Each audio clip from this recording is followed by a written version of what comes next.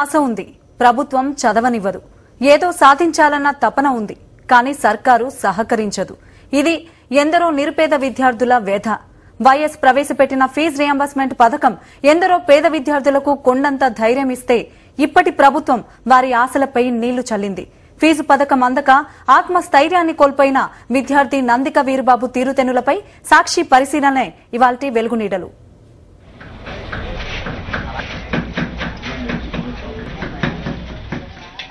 Fast food సెంటర్లో పనిచేస్తున్న ఈ కుర్రాడి పేరు వీరబాబు.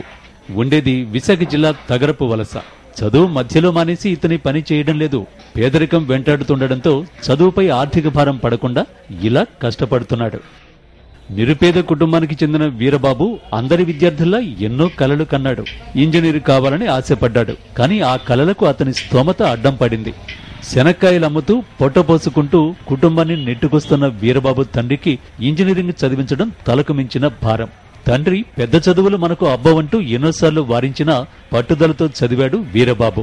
ఎంసెట్లో ర్యాంకు సాధించాడు. కానీ వీరబాబు కలలు కల్లలయ్యాయి. మహానేత వైఎస్ ప్రవేశపెట్టిన ఫీజు రీయింబర్స్మెంట్ పథకం వీరబాబు లాంటి నిరుపేద విద్యార్థులకు కొండంత ధైర్యాన్నిచ్చింది. కానీ వైఎస్ మరణానంతరం ఫీజు పథకం అమలులో 1,00,000 ఆంక్షలు వెలిశాయి. దీంతో అనేక మంది పేద విద్యార్థులతో పాటు వీరబాబు కూడా ఇంజనీరింగ్ చదువుకు దూరమయ్యాడు. ఫీజు రీయింబర్స్మెంట్ పథకం తనకు రాదని తేలడంతో డిగ్రీలో చేరిపోయాడు. ఫాస్ట్ ఫుడ్ సెంటర్లో రోజుకు 60 రూపాయలు కూలీకి పనిచేస్తూ డిగ్రీ చదువుకుంటున్నాడు. ప్రెజెంట్ చదువుతున్నాను సార్, డిగ్రీ సెకండ్ ఇయర్ చదువుతున్నాను సార్, ఎస్వీఎన్ఎస్ డిగ్రీ కాలేజీ.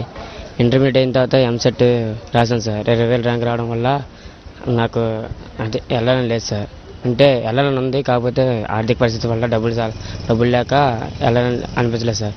అందుకే అప్పుడు వెంటనే ఎస్వీఎన్ఎస్ డిగ్రీ కాలేజీలో చేరి సైన్స్ గ్రూప్ తీసుకున్నాను సార్.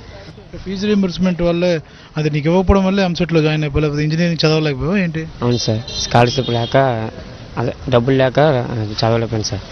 వైఎస్ మరణానంతరం ఫీజు రీయింబర్స్మెంట్ పథకంలో కొత్తగా అమల్లోకి వచ్చిన ఆంక్షలతో తెలివితేటలు ఉన్న విద్యార్థులు పెద్ద చదువులకు దూరమయ్యారు.